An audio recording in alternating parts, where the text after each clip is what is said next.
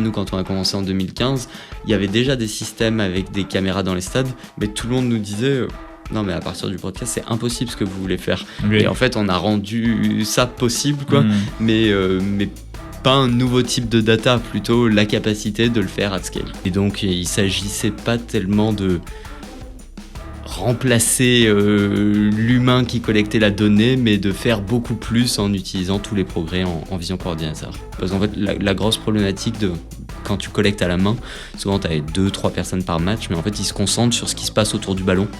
Et ce qui se passe autour du ballon, en fait, ça représente 3% de ce qui se passe sur un... En fait, sur exactement. Le match, Exactement. Okay. Oui. Plutôt que de dire aux gens, voilà les requirements pour faire fonctionner ma techno, voilà les requirements, donc faisons la meilleure techno possible avec ces requirements-là. On doit couvrir dans les 100 000 matchs par an, dans les 200 000 heures de vidéos par an.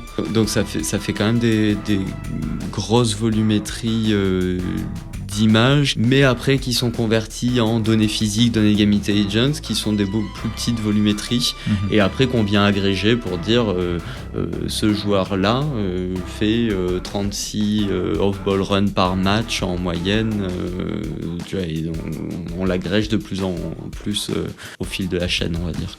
Okay. En 2015, je me rappelle me dire mais dans 2 ans on a tous des voitures autonomes, et en fait ça n'a pas été résolu parce que je pense que la computer vision et le machine learning en général c'est pas fait pour faire des systèmes qui ont 100% d'accuracy quoi. Bonjour à tous et bienvenue dans Pixel Perfect, le podcast 100% dédié à la computer vision. Je suis Pierre-Nicolas Tiffreau, CTO de Pixelia, une suite d'outils conçus pour faciliter la vie des ingénieurs en intelligence artificielle. De l'annotation au monitoring de modèles en production. Toutes les 2 semaines, je vous présente des entretiens exclusifs avec des figures clés de l'industrie pour discuter de leurs défis, de leurs succès et de la façon dont ils transforment le monde de la vision par ordinateur. Installez-vous confortablement, c'est parti.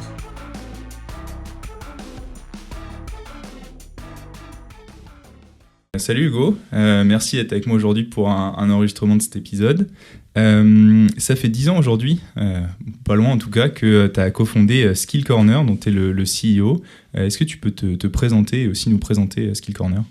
Ouais, merci pour l'invitation pour commencer. Du coup, en effet, je suis un des 2 cofondateurs de Skill Corner. On a commencé à travailler sur Skill Corner en mai 2015, donc en effet, ça fait tout juste 10 ans. On a créé la société début 2016, donc on arrive sur les 10 ans officiels. L'idée derrière Skill Corner, c'était d'utiliser la computer vision et tous les progrès en AI globalement pour faciliter la collecte de data sportive. Et donc, il ne s'agissait pas tellement de remplacer l'humain qui collectait la donnée, mais de faire beaucoup plus en utilisant tous les progrès en vision par ordinateur. Ok, et du coup tu parles de la collecte, donc à l'époque vous ne faisiez pas encore l'analyse ? En effet, on a fait de la partie collecte pendant très longtemps, et même moi au début je pensais qu'on allait se restreindre à faire que la partie collecte, et que finalement la partie analyse ça allait être soit le client final qui le fait, soit des third parties qui viennent entre nous et le client final. Okay. Et puis on s'est rendu compte au fil du temps que ça marchait pas comme ça, et que si on avait envie d'avoir des clients, il fallait aussi qu'on gère la partie analyse. Donc on a vraiment les 2 métiers maintenant. Et c'est quoi du coup la différence entre la donnée qui sort de la collecte et ce qui sort de l'analyse ? En fait, on reste un data provider, donc Okay. la valeur de ce qu'on vend, c'est plutôt dans la data que dans du software qu'on fournit aux clients. Okay. Alors, on peut fournir du software, mais souvent qui est plutôt là pour aider le client à utiliser, à profiter de la data. Par contre, on a plein de niveaux de data différents. Donc, ça peut être très brut, c'est ce qu'on appelle la donnée de tracking. Donc alors, je fais un petit aparté pour expliquer ce que c'est la donnée de tracking. Ouais, n'hésite pas. Donc notre techno, elle permet de collecter de la donnée de tracking à partir de n'importe quel flux vidéo. C'est-à-dire qu'on n'a pas besoin de mettre des capteurs sur les joueurs, on n'a aussi pas besoin d'installer de caméras dans les stades, on utilise juste le flux télé, ce que toi tu vois quand tu regardes un match de foot à la télé, quoi. Okay. Sur ce flux, on va être capable de détecter les joueurs, de les reconnaître, de savoir exactement où ils sont positionnés. Et du coup, tout ça, c'est ce qu'on appelle, ça nous donne la position de tous les joueurs à tous les instants pendant le match. Ça représente à peu près 1 million de points de données par match. Et ça, c'est ce qu'on appelle le tracking. Donc ça, c'est vraiment juste de la computer vision qui nous permet d'aller du flux vidéo vers la donnée de tracking. Le problème, comme je t'ai dit, c'est que c'est 1 million de points de données par match et qu'on couvre à peu près 100 000 matchs par an. Donc c'est des volumétries de données qui sont énormes et que finalement très peu de personnes sont équipées, ont les ressources pour l'utiliser, quoi. Et c'est pour ça qu'après, on met des briques plus d'analyse qui sont finalement beaucoup moins de la computer vision, mais pour aller de la donnée de tracking vers de la donnée beaucoup plus métier, quoi. Ok. Du coup, on est plus près sur de la data science avec vraiment une problématique business derrière, plus qu'en fait, la computer vision, c'est l'outil qui te donne ta donnée d'analyse, quoi. Ouais, en fait, alors si on parle vraiment des jeux, genre chez Skill Corner, en fait, on a 2 équipes AI. On a une équipe qui est purement computer vision et on a une équipe qu'on appelle prédiction, qui est purement data science, donc aussi avec du deep learning, des modèles assez sympas, mais qui partent de la donnée de tracking, quoi. Ok, alors j'aurais plein de questions là-dessus après. Si on revient un peu un moment sur vraiment le début de l'aventure, ce que tu disais, en fait, à l'époque, vous vouliez exploiter en fait, les technologies un peu AI qui commençaient à émerger. Il y a 10 ans, c'était quand même, on sait que c'est pas les mêmes technos qu'aujourd'hui. Déjà, nous, on a commencé finalement il y a 5-6 ans Pixelia, et donc c'était très deep learning, et on commençait à avoir des choses qui marchaient bien. Mais du coup, même 4 ans avant ça, c'est quoi les intuitions qui t'ont poussé à dire on peut collecter de la donnée déjà technologiquement, et en plus, de par, je sais pas, peut-être l'âge que vous aviez à l'époque, est-ce que vous connaissiez aussi du métier, il y a des analyses intéressantes à faire si on peut récupérer ces données. Ouais. Alors, nous, on avait une idée qui était sûrement beaucoup plus technologique que business au début. Moi, j'étais en école d'ingé de 2011 à 2015. J'étais passionné de maths et j'avais pas envie de faire de finance. Et en fait, il y avait assez peu d'opportunités. Tu vois, en 2011, quand je rentre en école d'ingé, il y avait assez peu d'opportunités. Et finalement 2012 AlexNet et tout ça. Et par chance dans mon école il y avait une formation data science qui se monte au moment où j'arrive moi en 3e année, donc en dernière année d'école, donc 2015 quoi, du coup. Donc entre 2014 et 2015 donc assez tôt en fait. Et du coup je fais partie de cette formation et enfin je trouve un domaine où oui tu peux faire des maths et en même temps tu vois, c'est ultra appliqué. Alors c'était vraiment data science plus que computer vision. Et donc on faisait de la computer vision pendant cette formation et donc je m'éclate sur ce truc là et je me dis, et voilà, j'ai toujours été fan de sport, souvent je dis comme 1 milliard de personnes sur cette planète quoi. J'ai pas de famille sportive ou quoi que ce soit. Toi, t'es sportif et moi je suis pas spécialement sportif. J'aime beaucoup le regarder, je le pratique pas tant que ça. Mais voilà, c'était un peu le projet idéal pour ramener toute ma passion du sport avec tout ce nouveau domaine ultra excitant qui demande des compétences en computer science, aussi en maths et un peu tout ce que j'aimais.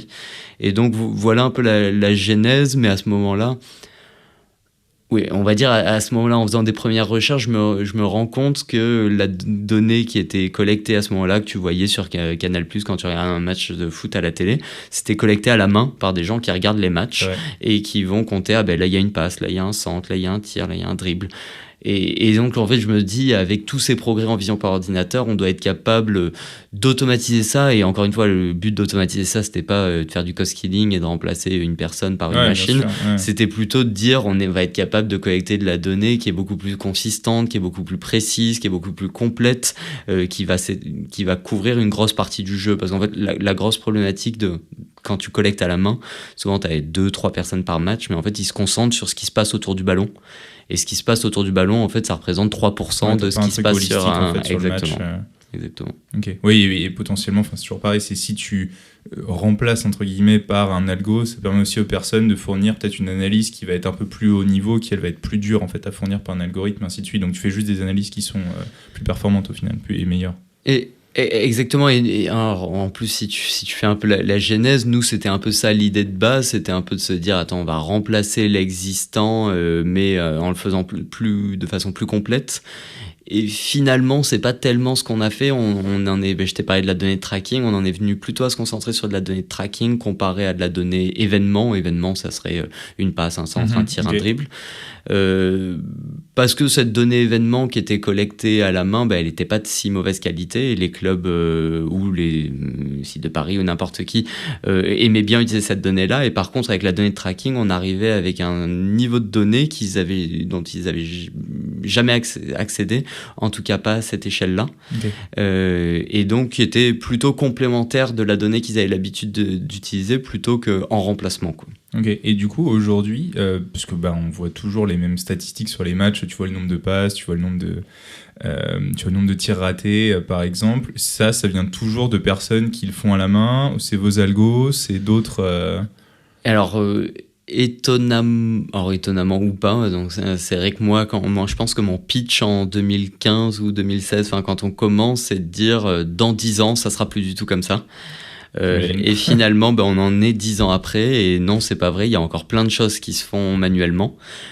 Par contre, via Skill Corner et d'autres entreprises, il y a énormément d'autres éléments, points de données qui apportent beaucoup d'informations. Et finalement, là où on le voit le moins, c'est plutôt dans les médias. Et donc c'est pour ça que dans les médias, finalement, on reste quand même à utiliser un peu toujours le même type d'information. Alors, il y a eu des évolutions. Maintenant, on parle d'expected goals qui vont plus loin que ce qui se faisait avant. Mais les clubs utilisent des choses quand même plutôt plus avancées que ce que les médias utilisent aujourd'hui. Ok, oui, parce que déjà, donc il y a une différence entre pensons la donnée que tu vas donner au club et la donnée qui va permettre de fournir les statistiques des matchs en temps réel qu'on va voir à la télé.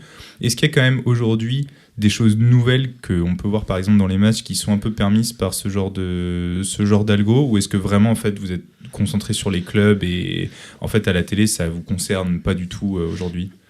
Après, là quand je dis que les médias sont moins avancés que les clubs là-dessus, c'est aussi parce que les gens n'ont pas forcément envie de voir les médias, ils mettent ce que les gens ont envie de voir. D'où ma question, c'est est-ce qu'en fait, est-ce que c'est nécessaire ou est-ce qu'en fait, non, les infos simples qu'on avait à l'époque, elles sont toujours les plus pertinentes, quoi. Non, alors, voilà, les expected goals, alors pour ceux qui connaissent pas les expected goals, en gros le but c'est, au lieu de simplement dire cette équipe a fait 10 tirs dans le match, c'est de dire chaque tir, quelle est la probabilité qu'il y ait un but à la suite de ce tir-là. Et après, sur les 10 tirs, sur chaque tir j'ai une probabilité, je somme ces 10 tirs, et donc ça me dit que cette équipe avait 3 expected goals dans le match, et peut-être qu'elle a marqué qu'un seul but, parce qu'ils n'ont pas eu de chance en fait. Et donc l'expected goal, c'est vraiment quelque chose qui est... Alors, il faut quand même aimer le foot, et donc on va beaucoup plus voir l'expected goal sur Canal+ que sur TF1, parce que la personne qui regarde Canal+ est quand même beaucoup plus un fan hardcore que les gens qui regardent les matchs de l'équipe de France sur TF1. Mais ça, c'est vraiment une statistique qui est nouvelle, qu'on voyait pas ou quasiment pas il y a 10 ans, et maintenant qui fait presque partie du langage commun des gens qui regardent le foot. Des gens qui regardent vraiment. C'est marrant parce que si on prend les sports US, je pense qu'on en parlera un peu après, mais j'ai l'impression que c'est des statistiques par contre qu'on voit énormément, notamment en NBA, mais aussi je pense sur d'autres sports, quoi. Il y a beaucoup de probabilités, combien est-ce qu'ils ont rentré de free throws, combien est-ce qu'ils ont rentré de 3 points, tel ou tel joueur, enfin il y a beaucoup plus de stats.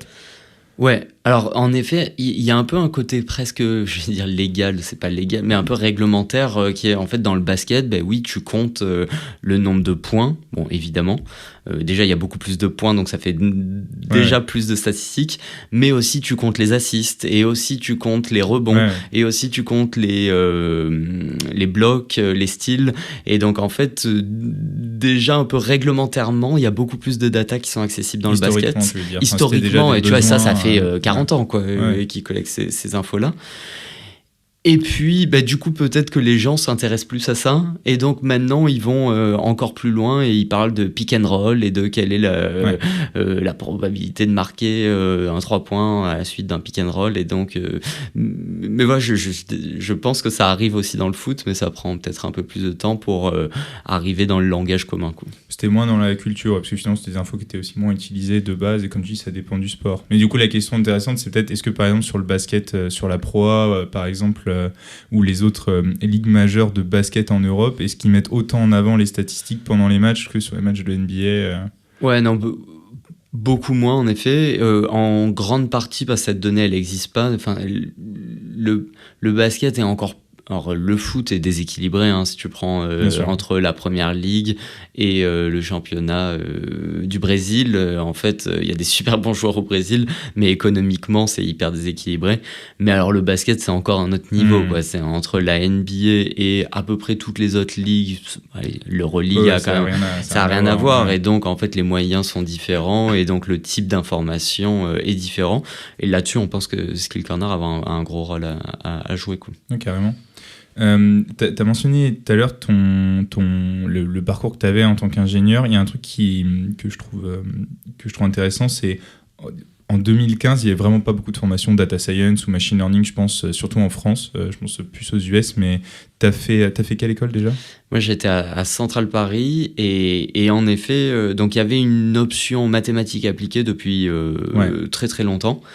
Mais c'était la première année où moi j'étais en 3e année où il y avait cette option data science, quoi. Donc j'ai eu énormément de chance là-dessus de pouvoir en faire partie, quoi. Ouais, c'est sûr. Et du coup, est-ce que tu penses que donc aujourd'hui, sur entre guillemets bien choisir son école ou ce genre de choses, ça va quand même te permettre d'être un peu en avance, parce que pour le coup ils étaient comment dire, tu montres. Il y a beaucoup d'écoles aujourd'hui qui n'ont pas encore de filière, je pense, qui sont adaptées à l'IA, ou alors qui maintenant s'adaptent, mais en se disant on va essayer de rattraper notre retard sur un peu les LLM, etc. Alors que toute la base appliquée, statistique, ML, elles n'ont jamais été étudiées dans les écoles. Donc est-ce qu'il y a un edge en fait à être à Central Paris pour ce genre de trucs, par exemple, ou d'autres grandes écoles Ouais, moi je crois pas mal aux fondamentaux. Et je dis pas, je pense qu'il y a plein de super boulots de prompt engineer qui vont se créer et où t'as pas besoin de savoir ce que c'est une régression linéaire pour pouvoir faire ce job-là. Je pense qu'il y a quand même beaucoup d'opportunités qui arrivent si t'as le bon niveau de connaissances techniques. Et voilà, j'ai pas une très bonne connaissance de déformation en data science. Évidemment, il y a le MVA qui existait avant cette formation à Centrale. Et donc, enfin voilà, nous en tout cas pour recruter, on va quand même toujours chercher ces top formations assez théoriques et qui ont les bases et qui ont en plus les trucs plus récents, quoi, qui sont un peu mis à jour. Exactement, ouais. Et à quel point elles sont mises à jour aujourd'hui ? Tu vois dans les cursus un peu des choses qui sur vraiment les dernières technos qui sont sorties, les transformers franchement, je peux pas te dire, je suis pas assez proche des tout nouveaux qu'on a recrutés et tu vois, d'avoir ce recul sur est-ce que j'ose espérer quand même dans ces formations ils sont capables de te faire le grand écart entre c'est quoi une régression linéaire, mais aussi toute l'histoire et les transformers, les LLM, et bon, sans forcément rentrer dans tous les détails de tout, quoi. Ouais, non, ils auront le temps de le voir, mais bon, je connais quelques écoles où justement ils vont pas forcément être encore, enfin voilà, tu vas commencer à voir le deep learning comme quelque chose qui va vraiment être enseigné théoriquement, mais par contre tu vas pas forcément, enfin il y a toujours quelques années de retard, donc je trouve ça intéressant. Mais ok, bon, c'est un peu une parenthèse étude, mais dans les sujets que vous traitez avec Skill Corner, donc on parlera peut-être un peu de là où vous vous spécialisez après. Est-ce qu'il y a un sujet autour de l'arbitrage, par exemple, parce qu'on peut se plaindre beaucoup de l'arbitrage vidéo ou pas, ou alors il y a aussi, aujourd'hui il est toujours manuel, et donc on a les lignes de fond au tennis, on va avoir la VAR par exemple au foot. Comment dire, la sport analytics à cet endroit-là, ça commence à être étudié, il y a beaucoup de réglementaires aussi, j'imagine. Ouais, c'est vraiment un domaine qui se développe énormément, alors qui est pas nouveau, hein, parce que Hawkeye, moi j'ai l'impression, je dis n'importe. J'ai l'impression que gamin, je voyais déjà les animations d'Hawkeye. Bon, je pense que c'est pas vrai, mais peut-être à 15 ans, tu vois, peut-être il y a 20 ans, pour moi c'est assez vieux quand même. Il montrait déjà ces trucs-là, donc c'est quand même pas un domaine hyper récent. Là, c'est en train de faire d'énormes progrès quand même. Là, dans le basket. En fait, dans le basket, en NBA, c'est aussi Hawkeye. Et ils commencent à introduire de plus en plus d'arbitrage vidéo. On les connaît bien, la NBA, donc on est pas mal au courant. Le premier truc qu'ils ont couvert, c'est le goaltending. Goaltending, c'est quand quand tu viens cleaner le cercle, donc ça veut dire la balle va rentrer et en fait tu la pousses pour qu'elle rentre pas. Ouais. Ça, c'est interdit. Mais en fait, c'est hyper dur parce que quand la balle remonte, t'as le droit de le faire, mais pas quand elle descend. Et donc, de la trajectoire de la balle. Et voilà, et en fait, c'est beaucoup plus facile par une machine que par un humain. Un arbitre, c'est super compliqué. Donc l'idée de la NBA, c'est pas de remplacer l'arbitre sur les 3 prochaines années, mais c'est plutôt de se dire qu'il y a des trucs qui sont à faible valeur ajoutée, quoi. Est-ce que le joueur, il a un tout petit bout de son orteil qui dépasse sur une ligne ou pas? Ça, c'est pas très intéressant. Et par contre, l'arbitre, là où il est super intéressant, c'est le niveau de contact. Est-ce que ça, c'est une faute ou pas? Et ça, par la computer vision, c'est hyper compliqué, quoi. Donc, il y a énormément de progrès qui sont faits là-dessus. Nous, on n'intervient pas là-dessus, mais par contre, on connaît très bien les gens qui font ça, quoi. Et et du coup, qu'est-ce qui fait que les gens qui font ça, alors est-ce qu'ils font potentiellement un peu aussi comme vous, d'une partie de la Sport Analytics? Pas du tout, parce qu'en fait, il y a déjà assez de problématiques côté, par exemple, l'arbitrage. En fait, il y a un peu t'as un arbitrage un peu à faire dans les méthodes sur ces sujets de computer vision, en tout cas appliqués dans le sport. C'est soit d'aller sur les solutions les plus précises possibles, mais qui vont peut-être impliquer d'avoir beaucoup de hardware. Donc il faut que j'installe 16 caméras. Tu vois, Hawkeye en NBA, alors je vais dire 12 caméras, c'est peut-être 16, j'en sais rien. C'est 12 caméras par arène de NBA. Qui sont dédiées à ce système-là. Qui sont dédiées uniquement à ce système-là, quoi. Alors que nous, on utilise un broadcast, donc pas du tout de hardware. Donc ça veut dire qu'on va être moins précis, mais par contre qu'on est beaucoup plus scalable, quoi.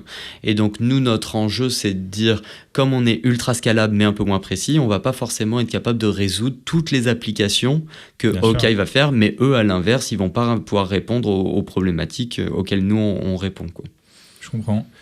Et du coup, si vous utilisez le broadcast, par exemple, quand je regarde la télé, mais j'imagine que, comme tu dis, par exemple, au foot, toutes les caméras vont suivre un peu l'action. Est-ce qu'en fait, tu as des caméras qui filment en permanence la totalité du terrain, donc vous avez vraiment tous les insights? Ou est-ce qu'en fait, ça peut arriver de dire, ça pourrait être quand même intéressant, enfin, vous pouvez guider un peu les stats, par exemple, en disant, nous, on aurait quand même besoin d'une caméra, idéalement, qui est tout le temps là-dessus. Elle va pas être utilisée pour le broadcast, mais au moins, nous, on peut récupérer de la data.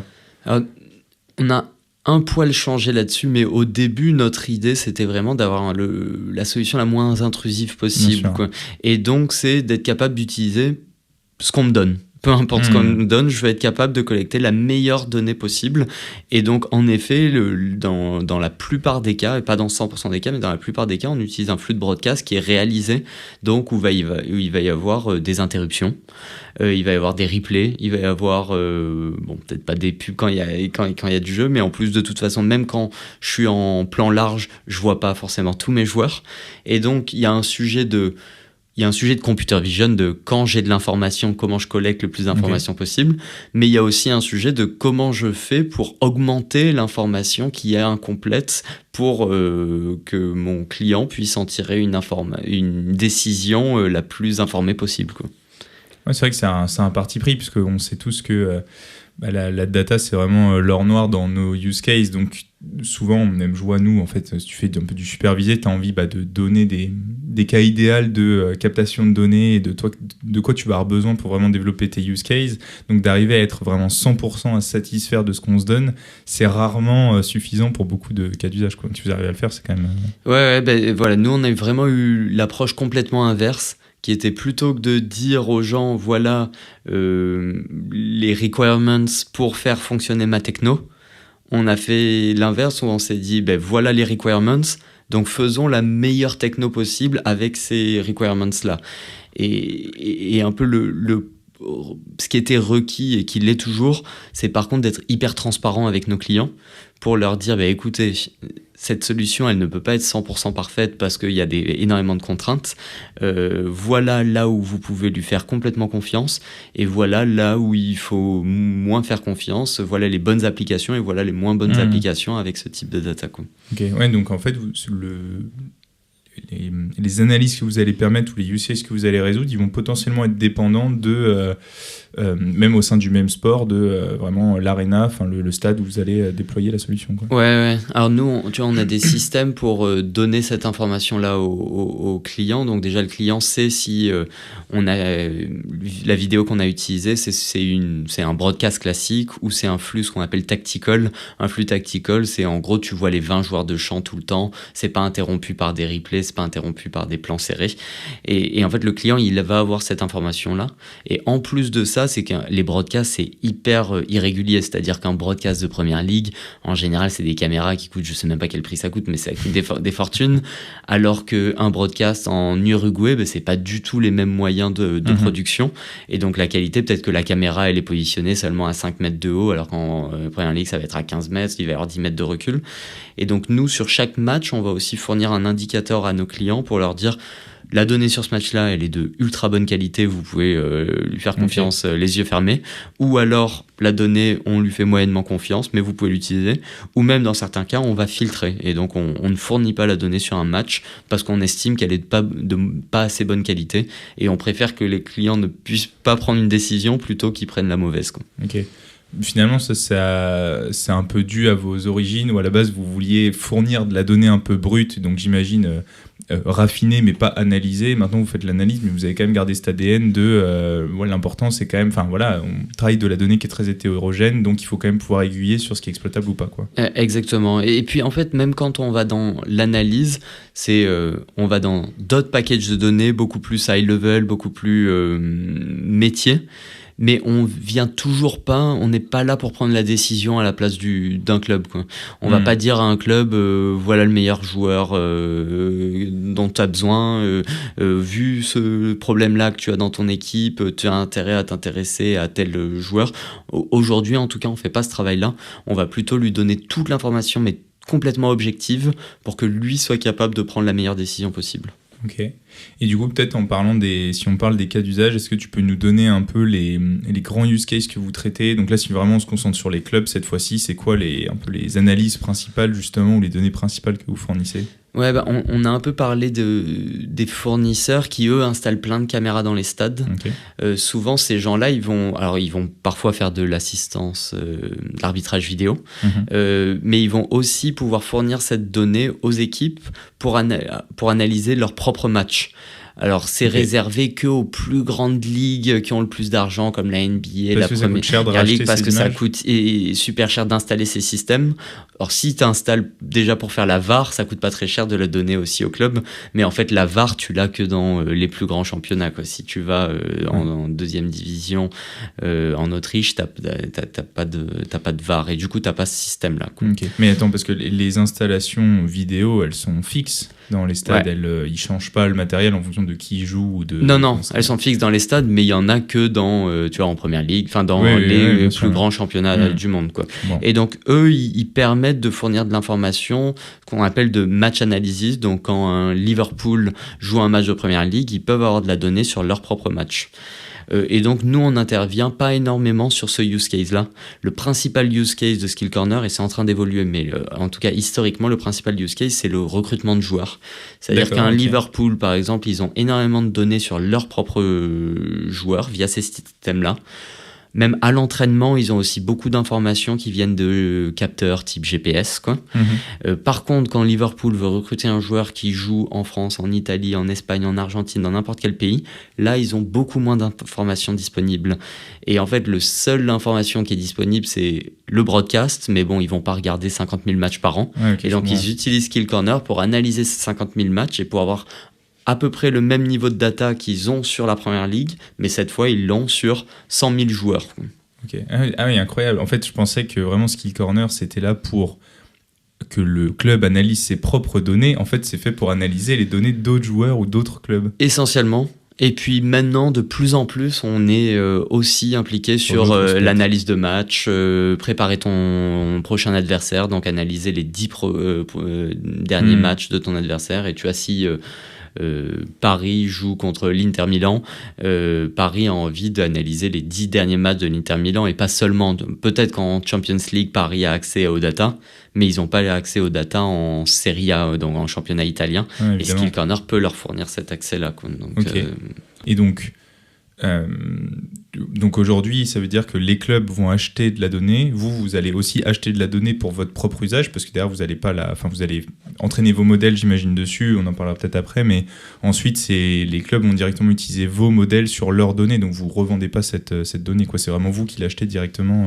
Exactement. Alors, il y a certains cas aussi, là on parle surtout du broadcast, il y a plein de cas aussi où c'est le club qui va filmer ses matchs de jeunes et qui veut que Skill Corner analyse ses matchs de jeunes, et à ce moment-là, c'est vraiment plus du on-demand, tu vois, où le club il nous pousse ses vidéos et nous on lui pousse la donnée en retour, quoi. Ok, je comprends. Et c'était quoi du coup les grandes étapes, parce que comment est-ce que donc les grandes étapes dans la vie de Skill Corner, j'imagine que ça doit pas forcément être évident de rentrer justement en contact avec ces ligues et de commencer à faire du business. Enfin, les échelles sont quand même assez grandes. Heureusement du coup que vous ayez pas trop eu de problèmes sur cette partie données qui était un peu en zone grise à l'époque, mais c'était quoi les grandes milestones qui ont fait qu'aujourd'hui vous allez avoir la confiance de tous ces acteurs, que vous pouvez, enfin c'est vos partenaires, vous pouvez travailler comme vous voulez avec eux, ils vous font confiance. C'était quoi les différentes étapes? Comme je t'ai dit, en fait, l'accès aux vidéos a été pas mal commoditisé, donc tu avais pas mal de brokers différents qui pouvaient te fournir accès aux vidéos, donc c'était pas le plus gros truc à hacker. Nous, la principale problématique qu'on a eue, c'est qu'on est arrivé en 2015 avec cette belle idée, mais un peu comme tu l'as dit, l'écosystème en 2015 pour faire de la computer vision, du deep learning, était pas ce qu'il est aujourd'hui. Et du coup, on était primo-entrepreneur, on n'avait pas monté de boîte avant, donc pas énormément de crédibilité aussi. Et on a dû développer une assez grosse techno sans avoir de ressources. Et en plus, avec des typologies de clients où les clubs ont finalement assez peu de temps à te consacrer. Évidemment. Et donc, si tu as un produit qui marche et une solution qui marche, là, ils sont super intéressés. Mais trouver des clubs pour financer un développement techno ou faire des POC, c'est pas super évident. Donc, on a pas mal galéré pendant quelques années pour arriver à développer ces premières briques techno. Donc le vrai bloqueur, le vrai tournant, c'était d'arriver à lever un peu d'argent pour faire ses premiers recrutements, développer ses premières briques pour pouvoir prouver quelque chose, pour relever encore un peu plus d'argent. Et donc on a passé les 5 premières années de Skill Corner vraiment un peu à galérer comme ça, quoi. Ouais, donc c'est vraiment faire le 0 to 1, quoi, en fait. C'est une fois que tu commences à avoir quelque chose à montrer et où du coup, en plus, vous, l'avantage que ça a, alors ça a peut-être des limites ce que je dis, mais c'est que quand tu as ton modèle qui fonctionne, tu sais que tu l'as entraîné sur beaucoup de matchs historiques, tu peux aller voir un club, tu sais que si tu t'envoies une vidéo, ça va marcher, tu vas avoir des choses à lui montrer, quoi. Il n'y a pas trop de sujets. Et du coup, là où je suis moins sûr de ce que je dis, c'est étant donné qu'il y a une diversité de data, comme tu l'as dit, ça peut être très hétérogène d'une ligue à une autre, à quel point c'était gagné en fait non, alors il se trouve comme on s'est rendu compte que travailler avec des clubs, en tout cas pour commencer, c'était assez compliqué. On s'est en fait tourné vers le betting, où on a fait la rencontre du fondateur de Winamax qui, lui, assez rapidement nous a dit « Oh là, mais ça peut être super, ce type de data peut être super intéressant pour nous. » Et en fait, on s'est vraiment concentré plutôt sur les paris sportifs et plutôt sur un usage pour les fans, donc d'utiliser toute cette data de tracking dont je te parlais, mais plutôt pour offrir plus d'informations aux fans pour les intéresser plus au match, quoi. Et donc on a commencé à travailler avec les sites de paris sportifs qui eux avaient plus de temps à nous consacrer et voilà. Et donc au début on a commencé sur une ligue, donc au début on couvrait que la Ligue 1 et puis on a couvert la première ligue et puis on a couvert la Ligue 2 et la Champions League, et donc on a commencé petit à petit comme ça et à faire un peu de revenus petit à petit. Et donc quand finalement on a pivoté et on s'est reconcentré sur les clubs plutôt que sur les sites de paris, déjà on était capable de couvrir 5, 6, 7, 8 ligues, qui était un peu un bon début pour du recrutement. Et puis chaque année, sur les 5 dernières années où on a vraiment grossi sur ce business avec les clubs, on a rajouté des ligues et des ligues et des ligues, et maintenant on couvre un truc comme 125, 130 ligues un peu partout dans le monde, et donc c'est des très très grosses volumétries de données. Tu m'étonnes. Du coup, les ligues sont vos clients aujourd'hui ? Non. C'est plutôt les clubs. Les clubs sont nos clients parce que les ligues n'ont pas vocation à mutualiser les besoins de leur club d'un point de vue recrutement de joueurs. Quand c'est plutôt la donnée de la ligue, Là, parfois, les ligues mutualisent. Par contre, quand c'est Liverpool s'intéresse à des joueurs dans tel championnat, c'est eux qui se débrouillent pour aller récupérer leurs données, quoi. La question est bête. C'est vrai qu'on a parlé, on s'est concentré un peu sur la partie recrutement de joueurs, donc évidemment, ça intéresse plutôt les clubs. Voilà. Maintenant, on commence à bosser avec les ligues. On a signé un super beau deal avec la ligue japonaise, par exemple, où on bosse avec les 3 premières divisions. Et donc là, c'est beaucoup plus un use case de analyser leurs propres matchs, préparer leurs prochains matchs contre leurs prochains adversaires. D'accord, ok. Super intéressant. Donc, jusqu'à maintenant, j'ai l'impression, c'est un peu ce qu'on voit aussi sur votre site, c'est que vous étiez principalement concentré sur le football, donc le soccer. Maintenant, il me semble que vous travaillez aussi sur la NBA et un peu la NFL, si je dis pas de bêtises. À quel moment est-ce que vous avez décidé d'aller sur d'autres sports, ou à quel moment est-ce que vous avez pu aller finalement sur d'autres sports ?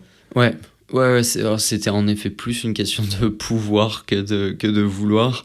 Comme je te disais, en gros 2015-2020, ça a été 5 années de développement techno. Et en même temps de trouver le product market fit avec pas mal d'itérations différentes, et c'est vraiment 2020, juste en sortie de Covid, où en fait on travaillait déjà avec un club qui était Liverpool à ce moment-là, mais Liverpool qui était capable d'utiliser de la donnée très brute, la donnée de tracking, et donc on s'est rendu compte que ça allait pas être le cas pour tous les clubs. Et en fait, dans 2020, on sort un produit de données physiques, et on pourra en reparler après, qui a vraiment commencé à scaler. Tu vois, juste dans l'été 2020, on signe peut-être 5 ou 6 clubs, et puis ça s'est pas arrêté. Et donc là, on a commencé à avoir du revenu qui a augmenté d'année en année. Et voilà, autour de 2020, fin 21, début 22, on se dit, ok, en fait, on a un business qui commence à être intéressant dans le foot, mais en fait, on a des sollicitations qui viennent du foot américain, qui viennent du basket, qui viennent même du baseball et d'autres sports.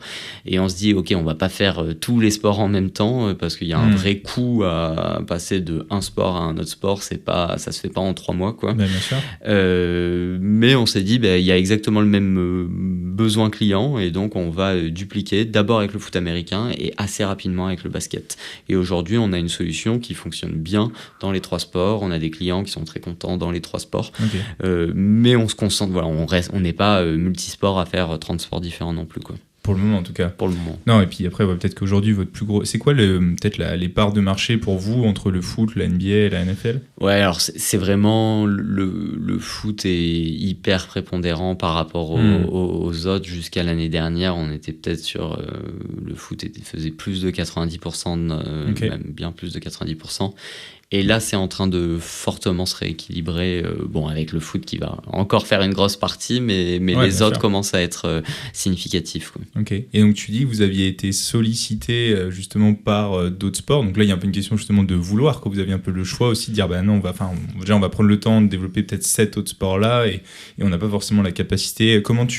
Qu'est-ce qui limite à ce moment-là, ou comment vous gérez un peu cette période Ouais, alors on est...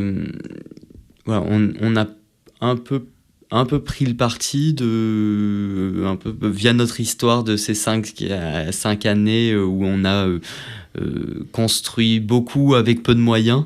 On a un peu cette logique-là de pas être allé lever énormément de fonds et de construire petit à petit. Ouais, c'est vrai que ça aurait pu être une étape logique qui dépend des conditions de marché, mais ça aurait pu s'entendre. Voilà, et nous on a eu plutôt cet ADN de construire petit à petit, mais tout en étant capable d'aller assez vite. Bien sûr. Et donc de faire d'abord le foot américain, et voilà, donc il y a vraiment des logiques aussi de taille de marché. En fait, il y a 2 logiques qui s'affrontent. D'un côté, c'est pas qui s'affrontent, mais d'un côté, t'as la capacité technologique et intérêt technologique de faire de la donnée dans un sport, et de l'autre, t'as est-ce que le sport est suffisamment professionnalisé, et est-ce que il peut y avoir des clients, que ce soit des médias, des paris sportifs ou des clubs qui vont pouvoir avoir suffisamment de valeur dans cette data pour pouvoir l'acheter, quoi. Ouais, évidemment. Non, mais c'est pour ça, on imagine quand même qu'il y a plusieurs sports majeurs suivant où tu trouves dans le monde quand même, même autres, voilà, avec le foot, le basket, etc. C'est pour ça que je pose la question, mais non, ça fait du sens. Tu parlais de données physiques juste avant. Tu peux élaborer un peu ? Ouais, donc en fait, en 2015-2020, on se concentre beaucoup sur la partie purement computer vision et être capable de collecter cette donnée de tracking dont je t'ai parlé. Okay. Et en 2019, on signe notre premier deal avec une équipe qui était Liverpool. Donc ça semble un peu bizarre de signer une des plus grosses équipes du monde en premier client. Et en fait, la raison, c'est que c'était les plus avancés dans le monde sur l'utilisation de la data. Et en fait, c'était les seuls clients les seuls clubs qui avaient la capacité d'acheter cette donnée qui était très très brute et d'en tirer une information qui a de la valeur, quoi. Ouais, bien sûr. Et donc, quand on signe Liverpool en 2019, ça nous apporte beaucoup de visibilité, il y a plein de clubs qui viennent nous parler, mais assez rapidement, on se rend compte que personne n'est capable d'utiliser cette donnée. Donc, en fait, si on continue à faire que cette donnée et juste à améliorer la précision de cette donnée, on va être capable de la vendre que à Liverpool, quoi. Et donc, c'est pas super intéressant pour développer une boîte. Et c'est à ce moment-là, tu me parlais de partie vision et partie analyse aussi, c'est à ce moment-là qu'on se dit, mais non, on est obligé d'aller aussi dans la partie d'analyse et d'être capable de fournir de l'information qui est utilisable pas que par un club, mais par au moins les 100 plus gros clubs ou alors encore plus large. Et voilà, ça a été un peu tout l'enjeu de rendre notre data de plus en plus accessible à de plus en plus de clubs. Et donc, ce premier, en fait, au-dessus de la donnée de tracking, on vient créer des packages et chaque package vient répondre à des problématiques différentes que les clubs se posent quand ils veulent évaluer des joueurs. Et donc, le premier pain point qu'on a résolu, c'était autour de la capacité physique des joueurs. Okay. C'est-à-dire, je t'ai parlé un peu de l'event data et donc des gens qui collectent de la donnée à la main, une passe, un centre, un tir, un dribble. Et ça permettait au club d'assez finement évaluer est-ce que ce joueur-là est capable, quand il a le ballon, de prendre des bonnes décisions, est-ce que techniquement il réussit beaucoup de passes, par exemple. Un aspect qui était pas couvert du tout, c'est est-ce que physiquement, ce joueur-là qui est peut-être très bon dans le championnat brésilien, il a la capacité physique de venir jouer en première ligue. Okay. Ça, c'était très, très, très difficile à mesurer. Le seul moyen, c'était des scouts, donc des recruteurs qui regardent les matchs et qui essaient avec leurs yeux d'évaluer, oui, il a l'air rapide. C'est quoi le proxy C'est très très très difficile à mesurer avec ton œil, quoi. Et donc nous on s'est rendu compte qu'on était capable de collecter cette donnée physique, donc distance parcourue par un joueur, nombre de sprints, nombre d'accélérations, vitesse maximale atteinte par un joueur. On était capable de le mesurer très précisément, même si on voyait pas tout à l'image, on était capable de le mesurer assez précisément et de prouver au club qu'on le mesurait suffisamment précisément pour qu'il puisse faire confiance à ces points de data. Et quand on a délivré ce produit, en fait, c'était un énorme pain point pour énormément de clubs et donc assez directement les clients j'exagère un peu quand on est venu à nous, mais voilà, ils se sont rendus compte qu'il y avait énormément de valeur qui était créée par ce produit-là et donc on a signé beaucoup de clients avec ce premier package et puis au fil du temps on a développé plusieurs autres packages parce qu'il n'y a pas que l'aspect athlétique des joueurs qui compte, quoi. Bien sûr, oui. Parce que du coup, donc ça c'était votre première solution, donc je comprends, parce que c'est vrai que ça paraît des insights parmi les plus intéressants, voilà, de savoir en fait à quel point un joueur il va être endurant, quelle est sa vitesse de pointe, et du coup sur les autres packages, tu vas avoir des choses qui peuvent être un peu plus peut-être stratégiques en termes justement de jeu ou alors de stats purs, par exemple nombre de rebonds, nombre de shoots. Ouais. Exactement. Donc tu disais super important la donnée physique. En effet, dans le foot c'est super important. Dans le foot américain c'est super important aussi. Dans le basket c'est important, mais c'est peut-être un peu moins important par exemple. Et donc on se concentre peut-être sur d'autres packages. Voilà. Mais donc si on parle juste du foot, aujourd'hui on a 3 packages. Donc on a la donnée de tracking et on a 3 autres packages. La donnée physique d'un côté. On a un package qu'on appelle Game Intelligence in Possession et donc qui va couvrir des aspects quand mon équipe a le ballon, mais des aspects qui étaient peu couverts par l'event data traditionnels, les passes, les centres, les tirs, les dribbles. Typiquement, on va s'intéresser aux courses sans ballon. Les joueurs qui vont être capables de faire des appels en profondeur, des dédoublements, qui vont être capables de venir proposer une solution en s'approchant du porteur de balle ou être capable d'aller chercher le demi-espace. Enfin, voilà, plein de notions qu'on va être capable de quantifier, donc combien le joueur va faire de courses d'appels en profondeur dans un match, mais aussi est-ce qu'il est capable de créer du danger là-dessus, est-ce que c'est une vraie option, c'est-à-dire c'est-à-dire est-ce qu'il fait un appel en profondeur, mais en fait il n'y a aucune chance que le mec qui a la balle soit capable de lui passer le ballon. Et donc on est capable de quantifier toutes ces choses-là, et qu'il y a un aspect du jeu qui n'était pas du tout couvert. Et en fait c'est super important, même si tu écoutes un match à la télé, t'écoutes ce que les commentateurs vont dire, ils vont vachement te parler des appels en profondeur, et pourtant c'était pas du tout quantifié. Donc ça typiquement, et c'est un truc qui commence à rentrer un peu dans le langage commun. Donc on parlait au début de qu'est-ce qui peut arriver dans les médias.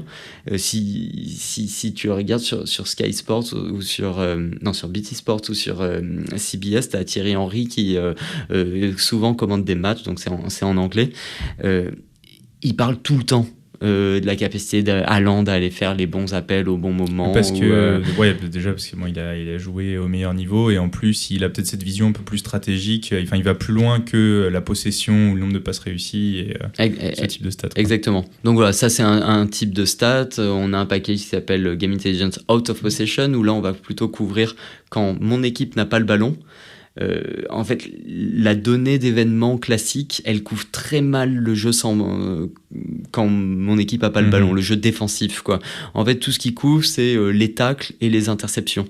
Et en fait, je crois que c'est Maldini qui disait si je suis obligé de tacler, ça veut dire que j'ai mal défendu, parce qu'en fait, la route cause, elle est ailleurs, quoi. Exactement. Et donc, nous, on est capable d'aller quantifier ce qu'on appelle les engagements défensifs. Donc, à chaque fois qu'un joueur va faire un pressing, un contre-pressing, qui va bloquer une opportunité de passe, on va être capable de quantifier ça, et ça apporte énormément de valeur aussi pour évaluer les joueurs, quoi. Ok, ouais, je comprends, parce que en fait, ça fait écho à ce que tu disais au début, c'est que les personnes qui vont regarder les events, comme tu dis, ils regardent beaucoup ce qui se passe autour du ballon, sauf qu'en réalité, toutes les deux packages principaux que tu nous as décrits sur Game Intelligence, ça paraît être des choses qui sont vitales, et qui, en fait, si tu peux mettre... Enfin, il faudrait 20 personnes pour analyser toutes ces choses-là, et tu aurais trop de défauts, c'est trop dur à traquer. Donc, je trouve que ça explique bien mieux l'intérêt de votre solution, et aussi à quel point ça en fait un cas d'usage qui est très différent, et de l'arbitrage, et de peut-être d'autres cas aussi de monitoring. Il y a déjà beaucoup de travail à faire là-dessus, quoi, j'imagine. Exactement. Ouais. Et en fait, la donnée de tracking, c'est une mine d'informations qui est infinie. En fait, il y a énormément de plus de choses à faire. Et donc, chaque année, on va sortir des nouveaux packages qui viennent répondre à d'autres questions. Tu vois, on a sorti un package, mais qui est inclus dans les autres, sur les phase of play. Donc, être capable de dire, est-ce que là, c'est une attaque construite? Est-ce que c'est une contre-attaque? Et cette donnée-là, elle vient...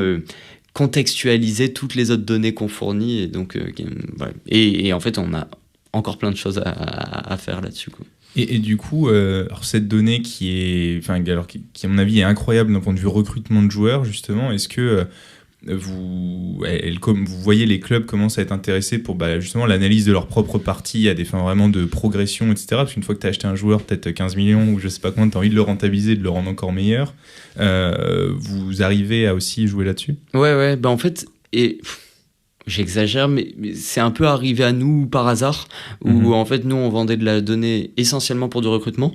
Et on s'est rendu compte petit à petit qu'il y a de plus en plus de clients qui utilisaient notre donnée aussi pour analyser leurs propres matchs, aussi pour préparer leurs futurs matchs contre leurs prochains adversaires. Et donc, oui, en effet, tous ces points de données-là, ils sont aussi super intéressants pour ces use cases-là.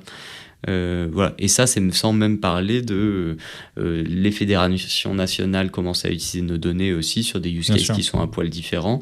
Les agences de joueurs commencent à utiliser ces mêmes données-là, parce que en fait, tous les métiers qui ont besoin d'évaluer des joueurs ont besoin de ce type de données-là, quoi. Ouais, évidemment, ça paraît logique. Et du coup, pour chacune de ces verticales, entre guillemets, vous développez, vous essayez de faire des solutions qui sont un peu dédiées, donc un peu verticalisées, ou est-ce que en fait vous restez avec vos packages qui sont pour le recrutement et vous dites de toute façon l'info est là Pour le moment, on est resté très peu spécialisé. Et très générique, mais générique pas dans un mauvais sens, mais juste de se concentrer sur des points de données qui pouvaient être pertinents, alors qu'on a construit souvent essentiellement pour les clubs, mais en même temps en se disant ça va être aussi pertinent pour des agences. Par contre, tu vois, on n'a pas fait énormément le travail de se dire est-ce que ces points de données-là, ils sont pertinents pour des médias ou pour des sites de paris sportifs, parce que on était concentré sur les clubs. Ouais, je comprends. Non, mais puis en fait, c'est juste que la personne qui voudrait utiliser la donnée finale suivant où elle se situe dans l'industrie, elle pourra avoir besoin d'une expérience utilisateur, donc on est plutôt sur le produit, mais différente, et ça pourrait justifier pour tirer plus de valeur de Skill Corner Non, t'as complètement raison. Jusqu'ici, comme je t'ai dit, on se présente vraiment comme un data provider et donc très agnostique de l'usage qu'il y a derrière. Mais en fait, dans la réalité, tu vois, on a des équipes de Customer Solution, on est hyper proche des clubs qui utilisent la data, et de plus en plus, on vient aussi construire des briques de software qui aident les clients qui n'ont pas forcément 5 data scientists, 3 data engineers et 2 software engineers pour utiliser la data, à tirer plus d'informations. Tu vois, quand tu as juste un technical analyst, ou parfois c'est juste le sporting director qui veut utiliser notre data, il faut aussi qu'on soit capable de lui fournir de l'information qui est directement exploitable et pas juste 10% de la valeur de notre package. Il faut qu'il soit capable de tirer beaucoup de valeur de notre package. Évidemment. Alors du coup, où est-ce que vous mettez le curseur en termes, pas d'accessibilité, mais plutôt de raffinage justement de la donnée? Parce que moi, quand tu me disais que vous faisiez l'analyse, je me suis dit, justement, ça doit être... donc, comment tu l'appelais, le sporting director? Non. Ouais. Cette personne-là, pour moi, elle doit être capable d'analyser toute la donnée, presque principalement. Mais alors, du coup, à quel point... s'il y a des data scientists déjà dans le club, comme par exemple à Liverpool, comment c'est complémentaire, qu'est-ce qu'ils font de différent que vous leur fournissez peut-être pas justement de manière déjà raffinée? Ouais, donc, nous, initialement, on a eu la logique d'être capable d'adresser tous ces types de clubs différents, donc les clubs qui ont 10 data scientists et les clubs qui en ont 0, via différents packages. Donc en acceptant qu'un Liverpool, ils vont peut-être acheter de la donnée de tracking par exemple, et un club moins avancé vont utiliser de la donnée physique parce que c'est super facile à utiliser. D'accord. Voilà. Maintenant, ce dont on se rend compte, c'est que quand on travaille sur des packages de Game Intelligence par exemple, on a des clubs qui sont très avancés mais qui se disent attends, il y a ce package là qui répond super bien à ces problématiques là, je vais aussi prendre ce package-là parce que j'ai pas envie de réinventer la roue, j'ai pas envie de tout faire moi-même, mais je vais continuer à prendre la donnée de tracking parce que ça me permet de spécialiser un truc sur le besoin spécifique de mon coach. Et voilà. Et par contre, on s'est rendu compte qu'en dehors de la donnée physique, la donnée Game Intelligence, ça commençait quand même à être des grosses volumétries de données. Et juste un sporting director tout seul, ça pouvait être trop d'informations et trop compliqué à utiliser. Okay. Et c'est pour ça que depuis 9 mois, on va dire, on investit beaucoup plus de ressources dans la partie software pour permettre, pour rendre ces produits beaucoup plus accessibles que ce qu'ils sont aujourd'hui, quoi. Alors pas forcément le tracking brut, mais le plus de produits de package possible. Ok. Du coup, chez vous, ça se matérialise comment? C'est des ressources data science? Donc là, c'est plus des ressources software. Alors on a toujours eu du software en plus des data scientists pour faire tourner la plateforme, les API et puis même nos premiers outils de visualisation. Mais là, on double down sur ce sujet-là de vraiment software, quoi. Vraiment purement software. On a recruté un premier pure front-end engineer qui était pas du tout ce qu'on faisait au début, mais en fait nos clients nous demandent ça et c'est très bien. Non, je pense que c'était une mauvaise conception et de la solution de ma part. Je pensais qu'en fait vous aviez cette brique logicielle et front-end et solution, elle était déjà beaucoup plus présente, mais en fait c'est vrai que, après de toute façon c'est toi qui l'as dit, mais voilà, vous étiez vraiment sur mettre à disposition cette donnée, et en fait j'avais sous-estimé le fait que beaucoup de clubs soient capables eux-mêmes aussi de la raffiner encore derrière et de faire leur propre dashboard. Donc je pensais que vous fournissiez déjà ça. Ce que je comprends, c'est que c'est plutôt un effort récent et que ça va en fait évoluer dans ce sens-là. Ouais. Alors je simplifie un peu parce qu'en fait pendant toute cette période où on a été vraiment un data provider, on s'est aussi intégré avec plein de software qui existaient sur le marché que nos clients utilisaient, et nos clients nous demandaient j'utilise tel software, j'aimerais beaucoup avoir ma donnée de... T'as des exemples juste pour qu'on voit un peu, c'est des choses... Ouais, il y a alors soit c'est des softwares hyper généralistes, typiquement Power BI, Tableau, et on va maintenir des templates qui permettent à un client client, il devient client Skill Corner, boum, la donnée, il est capable de la faire rentrer directement dans Tableau, et donc il est capable de l'utiliser directement. Soit c'est des produits purement sport, donc je peux citer un de nos partenaires qui s'appelle Impact, qui est une société qui fait de l'event data dont je parlais, de manière hyper poussée, hyper intelligente, qui est un acteur allemand. Et eux, on a énormément de clients en commun, et en fait tous nos clients en commun, ils peuvent utiliser les données Skill Corner depuis la plateforme d'Impact, quoi. Et donc ça, et puis maintenant qu'on investit plus dans notre plateforme, ça veut pas dire qu'on arrête aussi ça, mais ça veut aussi dire qu'on a une partie de nos clients qui ne se retrouve pas dans toutes nos intégrations ni dans notre API, et qui a besoin de quelque chose de nous, et donc c'est pour ça qu'on investit là-dessus aussi, quoi. Ouais, au final, c'est presque un channel de distribution. On va pas rentrer, je pense, dans la partie sales, parce qu'on est plus là pour parler un peu technique, mais au final, c'est vraiment, d'un point de vue commercial, vous avez des partenaires qui peuvent presque, en fait, voilà, vous avez les mêmes clients. Eux, s'ils n'ont pas forcément envie d'investir dans, justement, la provision de données, ils peuvent s'appuyer sur vous, et vous aussi, par contre, pour les cas d'usage ou peut-être les clients n'ont pas forcément envie d'adopter cette solution partenaire parce qu'ils n'en ont pas besoin, parce que ça couvre pas, vous pouvez arriver avec votre propre package, quoi. Exactement. Ça fait du sens. Tu nous as parlé rapidement du nombre de points qui est phénoménal que vous collectez par match, donc on peut imaginer, alors je ne sais pas si un point, si c'est vraiment une bounding box, des coordonnées, enfin j'imagine que ça peut être plein de choses. Peut-être déjà, je sais pas si tu as encore vraiment la vue là-dessus, mais aujourd'hui, est-ce que tu peux nous parler un peu des technos qui supportent justement d'un point de vue software tout ce traitement de données ? Plutôt sur la partie computer vision, tu parles, ou plutôt sur une fois que la donnée est collectée, comment elle est stockée, servie On peut commencer par la partie computer vision, parce que j'imagine que du coup il y a énormément d'inférences à faire déjà, donc il y a une grosse partie de l'infrastructure là-dessus, mais même j'imagine qu'il y a des pipelines de données qui sont assez volumineux, et donc maintenant, du coup, en aval de ça, la partie justement traitement de données pour l'analyse, qui elle est un tout autre sujet. Ouais. Ça me fait penser au début, tu disais, oui, en 2015, le landscape est assez différent. Alors en effet, nous, les technos, notamment sur la partie computer vision, elles ont énormément évolué, que ça soit sur la partie entraînement de modèles ou sur la partie inférence. Quand on a commencé, le framework qu'on utilisait, ça s'appelait Café. Je pense que ça n'existe plus trop, ou alors je sais pas si t'en as entendu parler. C'était un des principaux, c'était avant PyTorch d'ailleurs. Il y avait Torch, mais qui était en Lua. Donc avant PyTorch, et t'avais Café. C'était un peu les deux trucs, les deux frameworks principaux. T'avais un pas Mixnet, non.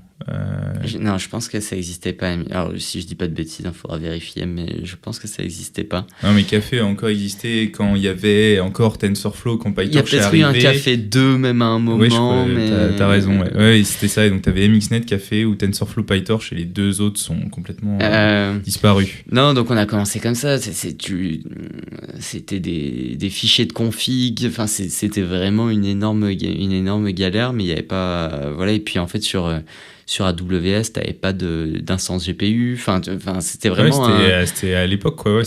Aujourd'hui, je pense qu'on a du mal à se rendre compte parce que tous les cloud providers arrosent de crédits GPU avec les nouvelles cartes NVIDIA qui sortent tous les 6 mois, mais à l'époque, il y avait potentiellement pas de GPU du tout, quoi. Non, donc c'était vraiment une autre époque, et voilà, donc notre manière de travailler, les frameworks qu'on a utilisés et tout ont énormément évolué. Aujourd'hui, toute la partie entraînement, elle tourne essentiellement, alors que maintenant tout est un peu packagé, donc on peut y faire un peu de PyTorch par-ci, un peu de TensorFlow par là, mais historiquement c'était beaucoup sur TensorFlow. Okay. Pareil, c'est des choix où après tu te dis, ah mince, si j'avais su 10 ans après, j'aurais peut-être pas fait le même choix, mais quand tu passes de Café à quelque chose d'autre, en fait t'es assez content de trouver l'alternative. Et bon, je me moque de Café, mais les gens qui faisaient Café à l'époque, c'était révolutionnaire, parce que sinon t'avais rien d'autre, quoi. Évidemment, non, mais et du coup, AlexNet, la première fois, ça avait été implémenté en Café et tu pouvais te baser là-dessus. Ouais, J'arrive même plus à me souvenir. Est-ce qu'on a entraîné un AlexNet? Je suis pas sûr. Je pense qu'on entraînait des VGG au début. Ah oui, bien sûr. Ouais, AlexNet, faudrait que je vérifie dans C'était le encore plus vieux avant, du quoi, vieux. ouais. C'est 2012, et je pense nous, quand on a commencé à entraîner des réseaux, t'avais déjà les premiers VGG, et c'est ça qu'on entraînait. Et oui, t'avais quand même un peu d'écosystème quoi sur Café. Ouais, c'était pas... Mais bon, ça a rien à voir avec ce que c'est maintenant quoi. Ouais, donc maintenant toute la partie entraînement, une grosse partie de la partie entraînement, elle est faite sur TensorFlow. Nous aujourd'hui, bon, et c'est un peu en train d'évoluer, mais aujourd'hui ça tourne. L'entraînement, on le fait on-premise, donc on a nos propres serveurs chez nous.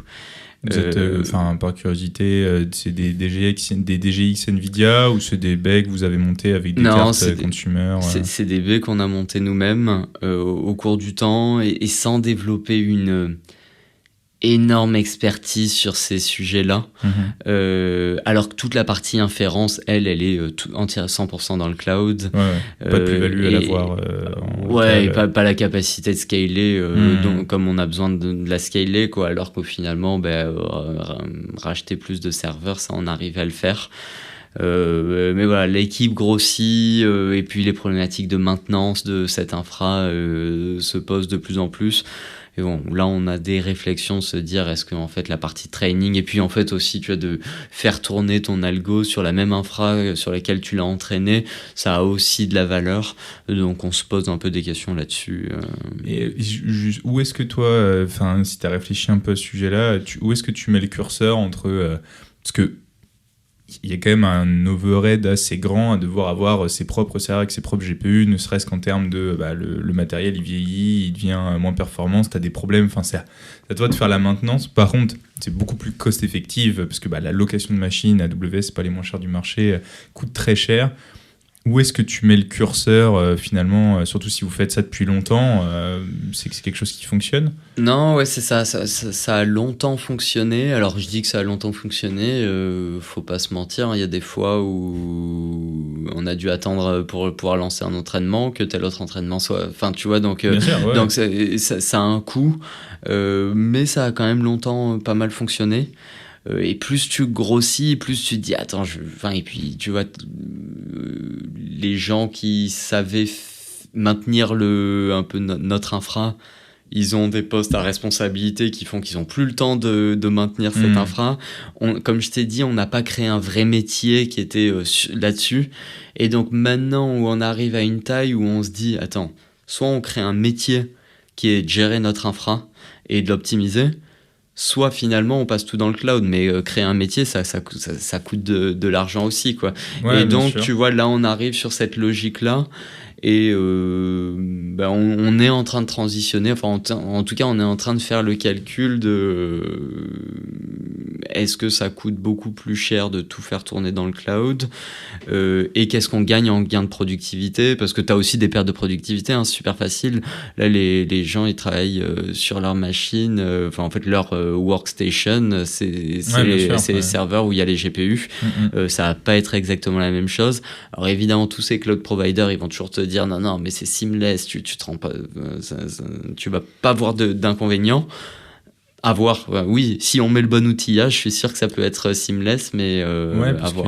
Au final, tu passes de problématiques un peu presque sysadmin, hardware, quand t'as le truc chez toi, à des compétences DevOps que t'as pas forcément cultivées avant non plus. Après, vous faites déjà l'inférence dans le cloud, donc en fait, c'est peut-être vous rapprochez ces compétences-là de choses que vous avez déjà mis ailleurs. C'est aussi ça l'avantage, c'est que tu te dis en fait sur toute la partie DevOps qu'on a dû développer pour la partie cloud, en fait on peut, pour la partie inférence, on peut peut-être la réutiliser sur la partie training. Maintenant, c'est pas les mêmes besoins, c'est pas le même. Donc, il y a plein de différences. Est-ce qu'on a envie que ces gens qui s'occupent aujourd'hui de l'inférence s'occupent aussi de cette partie de la training? C'est les gros sujets qu'on a actuellement, quoi. Ouais, et puis suivant la stratégie adoptée, tu vas pas recruter les mêmes personnes. C'est pas forcément des recrutements qui sont faciles à faire. En plus, t'as pas quelqu'un qui peut arriver du jour au lendemain. Donc, si tu te trompes sur la stratégie ou si en fait demain tu te rends compte que ça défocus l'équipe inférence et qu'en fait il faut que tu recrutes quelqu'un de nouveau. Enfin bref, c'est pas forcément des décisions faciles à prendre. Non, carrément. Après, Voilà, aujourd'hui, on a une solution qui marche bien, donc le but, ça va être de transitionner C'est petit organique, à petit ouais. et de voir, quitte à être capable de repartir en arrière si finalement la solution ne nous convient pas, quoi. Je comprends. Et donc, de ce point de vue-là, parce que finalement, il y a un peu un amalgame, en fait, quand tu fais de l'IA et du DevOps, le MLOps a souvent été utilisé pour décrire un peu comment est-ce qu'on processise en fait, le passage de la donnée à l'entraînement d'un modèle, à l'inférence, au déploiement. Et bon, ça veut aujourd'hui un peu tout et rien dire, mais au final, c'est les outils qui te permettent d'orchestrer et de faire en sorte que tout se passe bien de l'entraînement du modèle jusqu'au déploiement. Est-ce que vous avez quelqu'un là en interne, pour le coup c'est un poste qui est vraiment défini, qui est très clair chez vous et qui va agir à différents endroits de l'orga, et si oui, du coup, est-ce que tu peux me présenter un peu ce qu'il fait? Ouais. Alors, on n'en a pas eu pendant longtemps. Et puis, moi, je pense depuis 2 ans, on a une personne qui est arrivée en MLOps et maintenant qui est en train de construire une équipe, donc il a recruté une deuxième personne, donc ils sont 2. Et là, je pense qu'ils lancent une offre là-dessus. Merci, il y a des gens qui sont intéressés. On le mettra dans les commentaires de l'épisode, tu m'enverras le lien vers l'offre. Ouais. Exactement. Donc voilà, on va avoir 3 personnes sur ces sujets-là qui sont plutôt intégrées à l'équipe software. Mais en lien continu avec l'équipe AI qui entraîne les modèles. En fait, nous, notre équipe de Computer Vision Scientist, Data Scientist, a beaucoup été impliquée finalement aussi sur le déploiement de leurs modèles pendant longtemps parce qu'on n'avait personne de dédié. Et puis maintenant, on a cette personne qui vient et tu vois, qui a fait des pipelines beaucoup plus propres. Alors on utilise énormément l'infra AWS, on utilise beaucoup alors on n'utilise pas SageMaker aujourd'hui, par contre on utilise des step functions, des KS pour faire tourner des jobs, et voilà. Et en fait on a notre pipeline d'inférence, il y a peut-être 40 tasks différentes qui tournent chacune sur certaines sur des lambdas, certaines sur un cluster EKS, et voilà. Et donc c'est cette équipe de MLOps qui est accompagnée par notre équipe infra, tu vois, qui met en place toute l'infrastructure derrière, mais qui arrive à packager et à expliquer à l'équipe Computer Vision comment on package un nouvel algo. Je veux mettre un nouvel algo dans la pipeline, comment ça se fait, quoi. Ça marche. Ouais, donc au final, on se rapproche, là, en tout cas dans cette description du rôle que tu me fais, on est vraiment sur la partie MLOps qui se rapproche effectivement du DevOps finalement, où tu as quand même ton équipe infra qui est là en support, mais par contre, ça revient... Du coup, cette personne, elle va développer des outils internes pour faire un peu le pont entre le data scientist qui va préparer un nouvel algo et le déploiement. Ouais. Aujourd'hui, cette personne, mais un peu parce que il y avait qu'une personne et on avait pas mal de legacy à transitionner et tout. Elle s'est beaucoup concentrée sur cette partie d'inférence et beaucoup moins sur la partie entraînement. Donc, ce qu'il a fait un peu entre les deux, c'est historisation des modèles, comment on met en prod un nouveau modèle, quoi. Par contre, beaucoup moins sur de la feedback loop dans l'entraînement, comment j'ai de la nouvelle data, comment je trigger un job pour lancer un entraînement. Tout ça, on l'a très peu fait et c'est vraiment beaucoup resté dans les mains des Computer Vision Scientists, quoi. Donc c'est pas que vous le faites pas, c'est que ça reste aujourd'hui quand même. Enfin, vous le faites, mais c'est plutôt la partie scientifique qui s'en occupe. Exactement. Et voilà. Et là maintenant, il y a quand même vocation d'arriver un peu plus à processiser ça, peut-être à faire rentrer des technos qui aident à faire ça, et du coup agrandir le scope des ML engineering, des MLOps, quoi. Ok, je comprends. Je comprends. Et donc du coup, d'un point de vue, comment dire, donc en termes de déploiement de la solution, donc vous en fait vous vendez les données, donc c'est-à-dire que tu as déjà fait l'inférence, donc en fait tu fais l'inférence vraiment sur toutes les données que tu récupères, on te commande des inférences on te commande de la donnée et du coup derrière tu fais les inférences. C'est quoi les volumes un peu que vous traitez à ce niveau-là? Ouais, donc en gros sur tous les sports confondus, on doit couvrir à peu près 100 000... On doit couvrir dans les 100 000 matchs par an. Okay. Donc c'est, un match, c'est 1h30, 2 heures. Donc c'est dans les 200 000 heures de vidéo par an. qu'on traite à 10 images par seconde, donc ça donne une idée. 3600 x 10 fois 2 millions d'heures, voilà. c'est beaucoup. Donc ça fait quand même des grosses volumétries d'images qui sont converties en données de tracking, qui restent du coup beaucoup moins volumineux que des vidéos, mais ça reste des grosses volumétries de data. Mais après qui sont convertis en données physiques, données game intelligence, qui sont des plus petites volumétries, et après qu'on vient agréger pour dire ce joueur-là fait 36 off-ball runs par match en moyenne, tu vois, et on l'agrège de plus en plus au fil de la chaîne, on va dire, quoi. Ok. Et donc du coup, donc là peut-être plutôt sur la partie software, si je comprends bien, donc dans ce qui va être les packages que vous allez vendre, où là vraiment on va avoir plutôt potentiellement du front-end, un dashboard, etc. Là les analyses elles se font sur demande, ou en fait vous ça va être des choses où pour tous les joueurs vous allez avoir des stats qui sont vraiment ready to go, quoi. Non. En effet, tout est ready to go et tout est. En plus, c'est pas spécialisé par client, donc c'est pour ça, chaque match, on a exactement la même pipeline qui passe, qui fait toute la partie computer vision, qui fait la partie que j'ai appelée prédiction, un peu analytique, tu vois, pour faire tous les autres packages. Et ça, c'est stocké de différentes manières en fonction. Il y a des infos un peu metadata qui vont être stockées dans du Postgre. Il y a des infos un peu plus analytics qui vont être stockées dans du Redshift. Il y a de la donnée plutôt intermédiaire qui va être en blob dans du S3. Et après, on ouvre accès à différents niveaux de data. Donc parfois, ça va taper directement, l'API, elle va taper sur du Postgre, parfois c'est sur Redshift, et parfois ça va être directement sur S3 pour fournir accès pour donner accès aux clients. Et ça, toute cette partie-là, c'est vraiment notre équipe software qui s'occupe de ça, quoi. Je comprends. Et on parlait un peu tout à l'heure justement des architectures de modèles que vous avez utilisées au début. Aujourd'hui, pour faire tout ça, c'est vraiment en termes de modèles de deep learning, c'est combien de modèles qui tournent, que vous rentraînez à quelle fréquence et de quel type finalement, sans trahir les secrets de fabrication évidemment. Ouais, faudrait que j'ai cette réponse clé en main. Je dirais qu'il...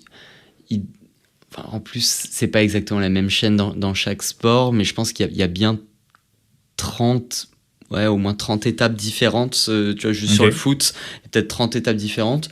Après, tu peux avoir des étapes où tu vois, on peut faire de l'optimisation combinatoire sur certains trucs, et donc tu vas avoir des étapes qui n'ont pas du tout machine learning, quoi. Bien sûr, oui. Mais purement computer vision, je pense qu'on a au moins 15 à 20 modèles qui tournent en parallèle sur juste dans le foot, quoi. Ok, ce qui est énorme déjà. Ce qui est assez important. Après, il y a des modèles qui sont assez simplistes et qui n'ont pas forcément besoin d'être tant améliorés que ça, et donc qui vont pas beaucoup bouger. Et tu as des modèles qui vont évoluer quand même plus régulièrement. On vient jamais spécialiser des modèles, tu vois, pour tel cas d'usage, donc on n'a pas d'entraînement automatique, tu vois, j'ai un nouveau stade, du coup il faut que j'entraîne un algo pour fonctionner dans ce stade, et après que je le mette en prod pour tourner dans ce stade. Non, on n'a que des modèles qui vont marcher sur tous les stades du monde, quoi. Et si à un moment on se rend compte que sur un stade ça marche pas bien, parce qu'on n'a pas prévu telle condition ou machin, on va travailler pour être meilleur dans ce stade-là, et après pusher une nouvelle version de cet algo de détection ou de calibration de caméra, quoi.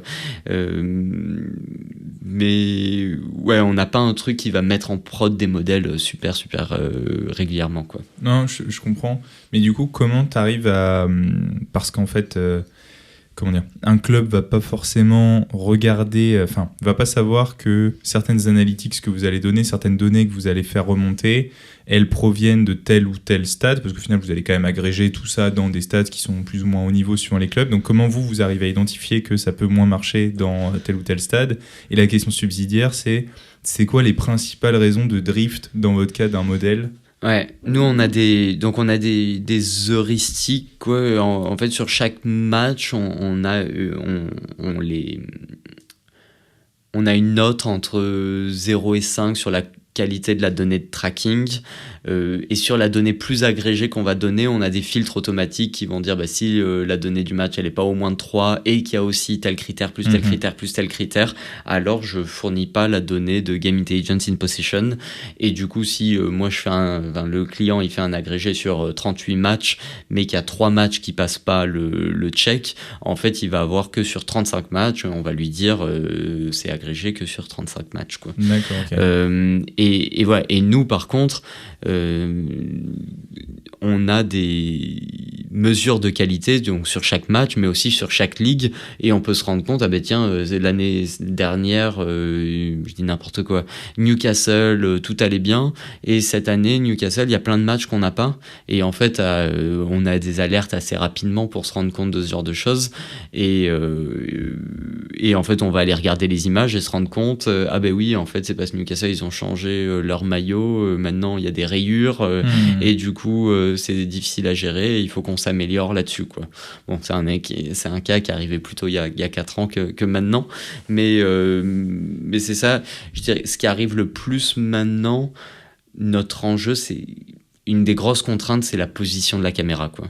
Okay. En fait, au tout début, tu posais la question un peu qu'est-ce qui a fait que notre Skill Corner a pu faire son trou, quoi. Et en fait, c'est tous ces progrès en deep learning, c'est-à-dire qu'avant, le deep learning, c'était complètement impossible via des méthodes de computer vision traditionnelles de collecter ce type de data-là. Et puis, donc voilà, avec les progrès en computer vision et les progrès purs de Skill Corner, on a été capable de traiter de plus en plus de conditions différentes. L'autre truc qui est super intéressant sur le marché, c'est que la qualité des caméras, la qualité des vidéos, les trépieds qui se font s'améliore d'année en année, ce qui fait que ça devient de moins en moins difficile. Et donc la zone de convergence de la qualité de notre data s'améliore et en même temps ça devient de plus en plus facile. Ouais. Ça fait qu'il y a un scope qui s'agrandit d'année en année et qu'on peut couvrir de plus en plus de ligues.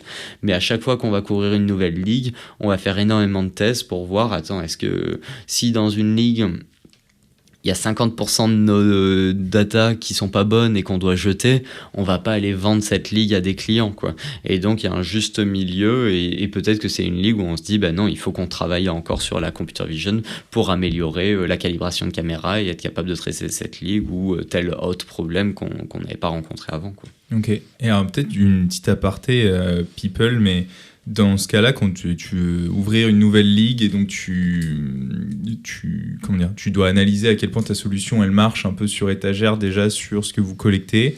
Qui c'est qui regarde? C'est quelqu'un. Vous avez ces data scientists qui vont regarder des milliers d'heures de vidéos. Est-ce que vous travaillez qu'à partir de ce que vous extrayez justement avec les heuristiques, ou est-ce que vous avez en interne des personnes qui sont spécialisées dans le sport analytics finalement et qui vont venir en fait travailler sur qu'est-ce qui marche pas, qu'est-ce qu'on peut faire de nouveau, et ça revient un peu aussi avec la conception produit finalement, mais ouais, comme on a des heuristiques qui sont pas mal et auxquels on fait confiance, on arrive à déléguer ce travail-là à des ops, quoi, dont le métier c'est ok, je récupère les flux de cette nouvelle ligue, je vais faire tourner 40 matchs de cette ligue pour essayer de me rendre compte quelle est la qualité. Ils font ces tests-là et ils se rendent compte qu'il y a 30 matchs qui passent pas sur les 40. Et du coup, à ce moment-là, ils vont remonter le problème aux computer vision scientists en leur disant les gars, il y a ces 30 matchs, quel est le problème, quoi. Donc là, à ce moment-là, ça passe dans l'équipe computer vision et ils vont se dire attends, oui, je comprends, ça marche pas, mais c'est juste parce que ce stade-là, il fait pas la bonne taille, on s'en était pas rendu compte, mais du coup, si je corrige ça en bas, ça va marcher. Ou alors, c'est non, en fait la caméra elle est trop basse, si on veut faire ça il faut améliorer énormément de trucs dans la partie computer vision, donc est-ce qu'on veut prioriser ce sujet là, et donc là c'est vraiment un sujet de priorisation plutôt long terme, quoi, parce qu'en fait c'est très rare qu'on ait un sujet de computer vision qui soit rapide, quoi. Les sujets de computer vision c'est toujours des longs sujets, et donc c'est toujours des gros engagements quand on veut se lancer dedans, quoi. Okay. Et justement, parlant de taille, peut-être juste rapidement, pour avoir un ordre de grandeur, parce que vous collectez des quantités de données qui sont quand même faramineuses, aujourd'hui, si vous voulez entraîner un modèle pour faire la détection, je sais pas, si vous devez détecter les maillots, les numéros de maillots, enfin j'en sais rien, peu importe le use case, mais comment vous choisissez la donnée parmi tout ce que vous avez, et 2, c'est quoi le volume, un peu le trade-off entre mon entraînement ne coûte pas trop cher, mais en même temps je suis assez représentatif de toute ma data. Ouais, on commence à avoir des bonnes idées, tu vois, d'ordre de grandeur pour faire tourner un truc de classification. J'ai besoin de 5 000 images pour faire tourner un truc, peut-être plus un algo plutôt prédiction sur, je vais dire, un expected goal model, par exemple, parce qu'on en a parlé plus tôt. Là, j'ai besoin de 100 000 tirs, quoi. Enfin, et donc, on arrive à avoir une petite indication de quantité de données voulues. On arrive aussi à bosser avec des partenaires, donc on a plein de tâches d'annotation différentes, quoi. On a des tâches qui sont purement computer vision. Tu n'as rien besoin de connaître au foot, il s'agit de mettre des bounding box autour d'un joueur, quoi. Et donc ça, souvent, on va être capable de externaliser à des boîtes qui sont spécialisées sur ces thématiques-là. Et par contre, parfois, on a la problématique de détecter un pick and roll dans le basket, quoi. Et ça, si t'es pas fan de basket, c'est impossible, quoi. On a essayé de former des gens qu'on utilisait sur la partie computer vision à cette tâche-là, et en fait, ça marche pas. Et donc là, maintenant, on s'est pas mal amélioré pour être capable de internaliser ces sujets d'annotation expertise. Alors, en fait, on le fait encore avec des prestataires, mais qu'on gère en direct nous-mêmes, quoi. Et ce qu'on fait souvent, qui est un peu basique, mais souvent on commence petit. On fait pas forcément des datasets énormes, et tu as 100% de ton dataset, et ce qu'on fait souvent, c'est t'entraîner avec 50%, t'entraîner avec 100%, et tu vois quelle est la différence d'accuracy que tu arrives à atteindre, et tu arrives à te rendre compte, est-ce que ça vaut le coup d'investir et de faire 10 fois plus maintenant, quoi. Ouais, bien sûr. Non, je disais surtout ça par rapport à justement au cas d'usage que tu mentionnais, où en fait, si demain tu dois faire un travail d'un point de vue computer vision parce qu'il y a un stade où ça marche pas, si tu as déjà des millions d'heures de vidéos où en fait ça marche dans tous les stades, et du coup c'est cet algo-là qu'il faut reprendre et où il faut inclure des nouvelles données, là ça devient un peu plus technique parce que tu as déjà des volumes qui sont prohibitifs en fait pour entraîner un modèle. Ouais, non, en effet, tu as complètement ces problèmes-là. Il y a des problèmes où on est capable de créer de la donnée automatiquement, en fait, parfois en utilisant d'autres sources de data qu'on croise avec notre data, et où on arrive à se donner de la confiance. Par exemple, quand on a des algos où on veut être capable de dire... ces deux joueurs-là, un peu non supervisés, ou ces deux joueurs-là sont les mêmes, sans forcément savoir quel est le joueur. Mais en fait, si tu es capable de dire, là je vois le numéro 7 et là je vois le numéro 7, donc je sais que c'est le même joueur, ça peut nous permettre de créer de la donnée d'entraînement de manière automatique. Et donc là, on peut accéder à d'énormes quantités de données, et à la limite, ces datasets d'entraînement, on peut les recréer, les régénérer assez facilement, parce en incluant 20% de telle situation qui nous pose problème aujourd'hui. Et par contre, en effet, tu as d'autres algos où sur la caméra calibration, on a entraîné avec 50 000 images qu'on a annotées, et maintenant on veut traiter ce cas-là. C'est pas en ajoutant 4 images dans ce stade-là que ça va marcher. Donc là, on fait un peu face à cette problématique-là. Ouais, globalement, on n'est pas mauvais sur ce, et puis tu vois, on travaille avec les mêmes partenaires depuis longtemps, donc on a réussi c'est consistant, c'est régulier, quoi. Voilà.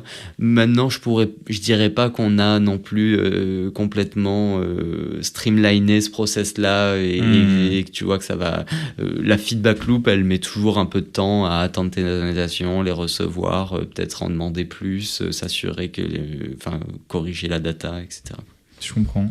Et peut-être une dernière question sur les volumes, après j'arrête, mais je trouve ça intéressant parce que comme ça fait très longtemps que vous faites ça, d'être capable aujourd'hui de donner des heuristiques sur aujourd'hui je sais que pour entraîner un modèle de classique il faut à peu près tant de données, c'est pas forcément non plus évident, peut-être juste pour qu'on se rende compte quand même de ce que ça a voulu dire ou de ce que ça veut dire pour atteindre trouver ces heuristiques. Aujourd'hui, tu sais combien est-ce que vous annotez de données en termes de volume par mois ou à l'année, peut-être en heures de... De manière manuelle.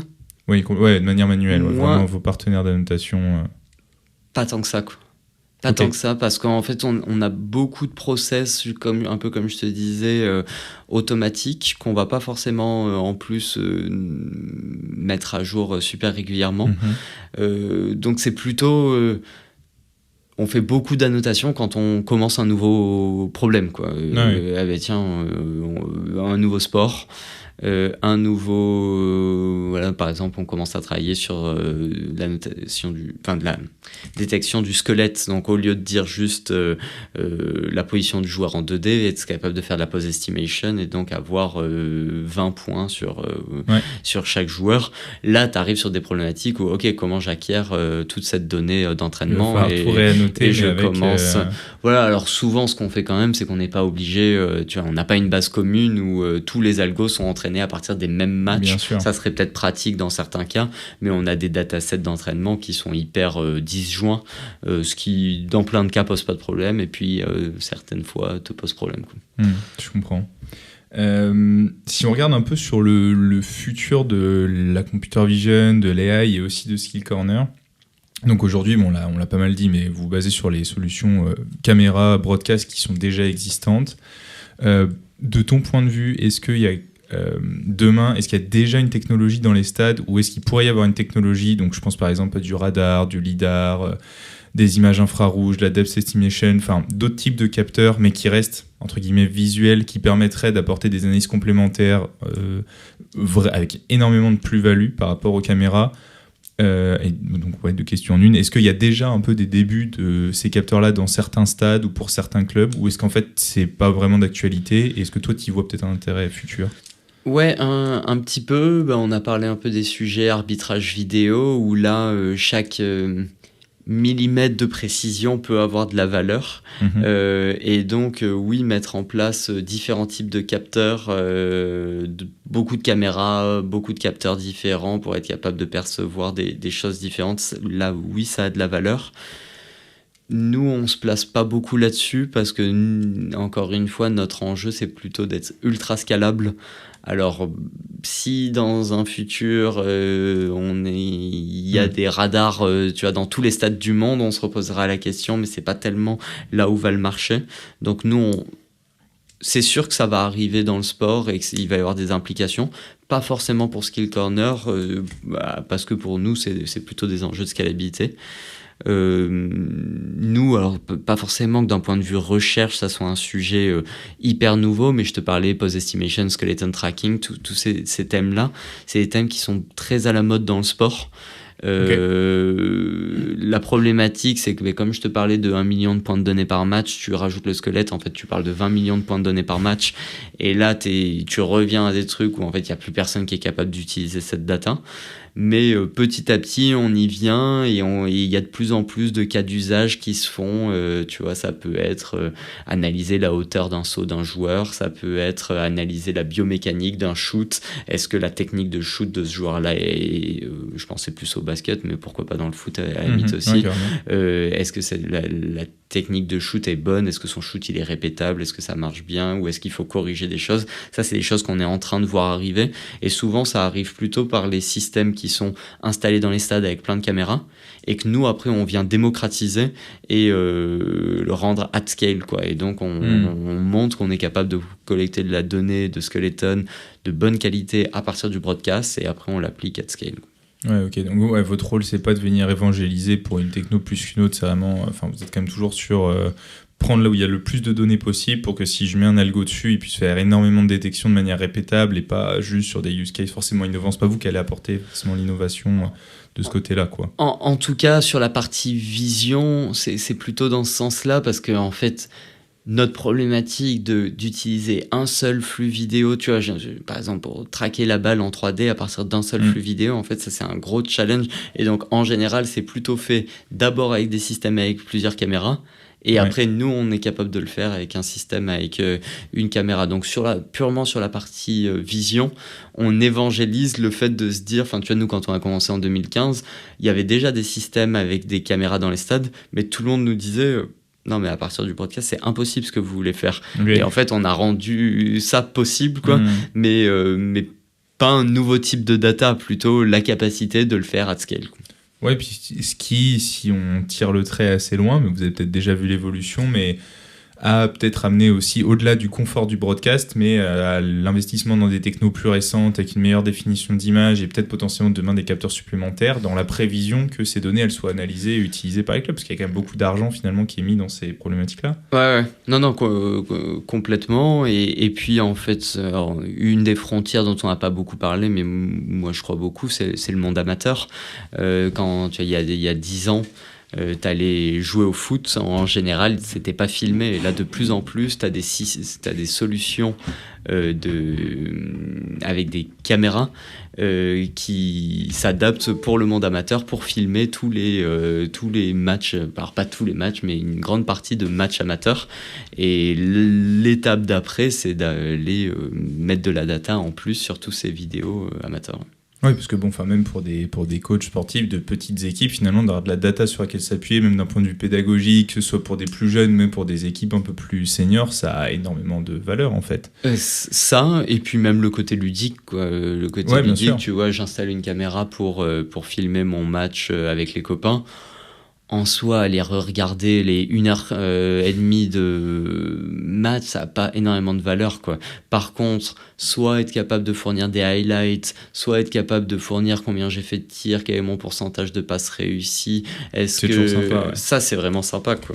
Donc ça, on y croit beaucoup. Mais d'ailleurs, c'est marrant, je pense que ça existe déjà, parce que j'ai déjà vu sur Strava des activités où on voit que le rapport est généré automatiquement de gens qui sont allés faire un 5 et où en fait ça dit machin a super bien joué avec 3 passes décisives, 2 tirs réussis. Donc je pense qu'il y a déjà dans certaines dans certaines facilities, quoi, certains endroits où tu peux jouer, c'est déjà équipé un peu comme ça, quoi.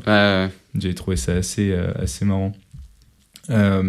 Et alors du coup peut-être, donc si vous c'est pas forcément sur le type de données et que voilà aujourd'hui vous essayez plutôt de démocratiser tous les usages qui peuvent être faits de cette donnée, pour toi, ce sera un peu ma dernière question, c'est quoi le endgame vraiment pour Skill Corner, jusqu'où vous voulez aller en fait dans ces analyses, qu'est-ce qui va vous prendre du temps encore, voilà, qu'est-ce qui est compliqué à faire peut-être aujourd'hui, c'est quoi vos ambitions là-dessus? Ouais, il y a un sujet quand même, c'est comme je t'ai dit, quand on a commencé en 2015, moi je disais dans 10 ans, il n'y aura plus des gens pour annoter ces datas à la main, et en fait 10 ans après c'est toujours pas le cas. Je continue de croire que dans 10 ans il y aura moins d'humains, il y aura plus de machines. En fait, on se rend compte que plus il y a d'interprétation humaine et moins il y a le droit à l'erreur, et plus l'humain est bon. Et c'est pour ça que l'event data c'est assez compliqué, tu vois, ou par exemple ce qui est super compliqué à détecter, c'est est-ce qu'il y a un hors-jeu ou pas? Parce qu'en fait, est-ce qu'il y a un hors-jeu, c'est une décision de l'arbitre, quoi. Et donc, en fait, l'humain, il va écouter ce qui se passe, il va regarder est-ce que l'arbitre a levé son drapeau et tout. Et en fait, c'est pas une situation, juste en suivant les joueurs, tu vas détecter ou est-ce qu'il y a une faute ou pas. En fait, est-ce qu'il y a une faute ou pas? C'est pas un truc objectif, c'est est-ce que l'arbitre a sifflé ou pas. Et en fait, l'humain, il est assez bon à détecter ce genre de choses-là. Et la machine, c'est toujours un peu plus compliqué à détecter. Et le second aspect, c'est le droit à l'erreur, où en fait, tu vois, pour détecter des buts, en fait, but, t'as pas le droit à l'erreur, quoi. Il faut que tu aies 100% d'accuracy sur... Il y a eu des fois des problèmes avec... on voit vraiment avec le replay certaines choses, avec la balle qui est vraiment juste derrière la ligne, et pour autant... Exactement, mais en fait, ce qui compte toujours, c'est ce que l'arbitre a décidé. Exactement. Donc même s'il s'est trompé, lui, à la limite, on s'en fout, il s'est trompé, et l'humain, il va être souvent meilleur que la machine à dire exactement qu'est-ce que l'arbitre a décidé, quoi. Et ça, comme t'as pas le droit à l'erreur, en fait c'est hyper dur de l'automatiser à 100%, et du coup c'est pour ça que nous on s'est plutôt concentré à faire des choses que l'humain n'était pas capable de faire. Bien sûr. Petit à petit on se rend compte qu'on est capable de faire une partie des choses que l'humain fait, typiquement détecter des passes, ça on arrive très bien à le faire, et par contre il y a une dernière frontière qui est assez compliquée, qui est des choses qui dépendent peut-être un peu de l'arbitre, et en plus qui sont des choses sur lesquelles t'as pas le droit à l'erreur. Enfin moi me fait un peu penser sur des complexités complètement différentes, mais sur la voiture autonome. En 2015, je me rappelle me dire, mais dans 2 ans, on a tous des voitures autonomes.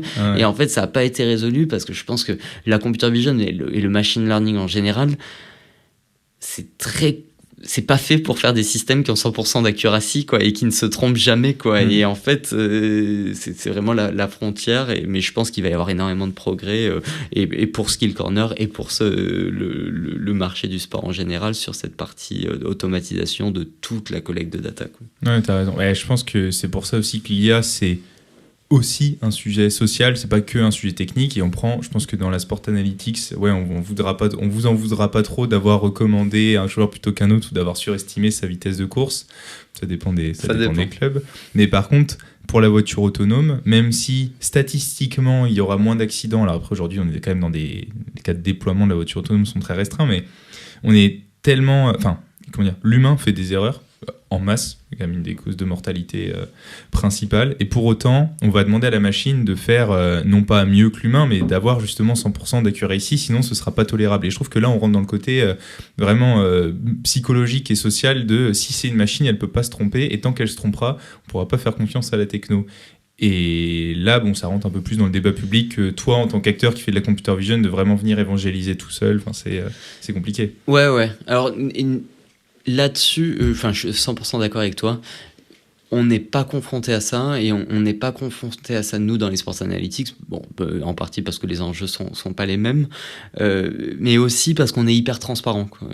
Donc nous, on a été très clair dès le début, et puis quand on a commencé à vendre à des clubs il y a 4 ans, la qualité de notre donnée était moins bonne que ce qu'elle est maintenant. Mais on a toujours dit aux clubs, voilà la qualité de la data. Et nous, notre recommandation, c'est que vous devriez utiliser cette donnée pour prendre des décisions qui valent 10, 20, 30, 40, 50 millions d'euros. Mais ayez bien en tête ce que vous pouvez faire, ce que vous ne pouvez pas faire. Un exemple typique, c'est que nous, on dit toujours au club, et on relâche un peu cette contrainte, mais on conseille toujours au club de pas évaluer un joueur juste sur la donnée d'un match. Parce que sur un match, alors déjà t'as un effet qui est le mec il peut avoir fait le meilleur match de sa vie ou le pire match de sa vie, et ça c'est pas, il a juste mal dormi. Et en plus rajoute à ça l'effet que il y a peut-être un pourcentage d'erreur sur la donnée, et donc si tu prends un seul match, tu prends un risque, quoi. À partir du moment où tu prends 5 matchs, et ça on a été capable de le démontrer scientifiquement, qu'à partir de 5 matchs tu lises beaucoup l'erreur, et donc la donnée que tu vas prendre, la décision que tu vas prendre à partir de la donnée est beaucoup moins risquée. Et comme on est hyper transparent là-dessus, nos clients tolèrent parfois que, il peut y avoir une erreur ponctuellement sur quelque chose, quoi.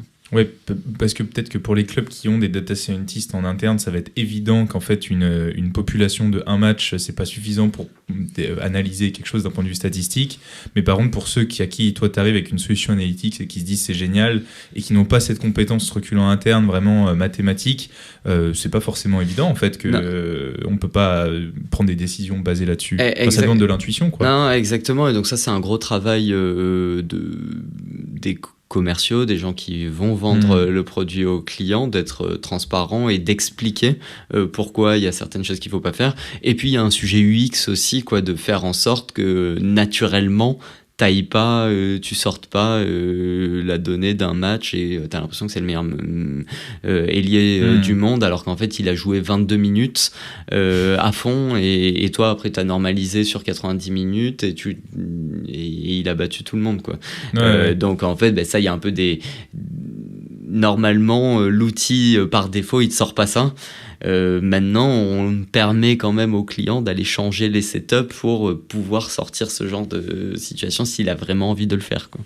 Ouais, c'est vrai qu'on a finalement pas énormément parlé de la technicité du produit, de vous, à quel point vous surveillez, vous essayez de donner cette info-là, mais ce sera peut-être pour une prochaine fois quand vous ferez une dizaine de sports. En tout cas, merci beaucoup Hugo, j'ai appris énormément de choses, c'était passionnant, et tout le meilleur pour Skill Corner, et voilà, peut-être qu'on se reverra justement une prochaine fois quand vous aurez vraiment tous les clubs de sport de la Terre finalement. Merci beaucoup à toi, c'était très sympa. Merci d'avoir écouté jusqu'au bout. Si vous avez aimé cet épisode, aidez-nous en mettant 5 étoiles sur Spotify et Apple Podcast, ou en mettant un petit commentaire. Et pour YouTube, n'hésitez pas à vous abonner et à liker la vidéo. Je vous dis à la prochaine dans Pixel Perfect.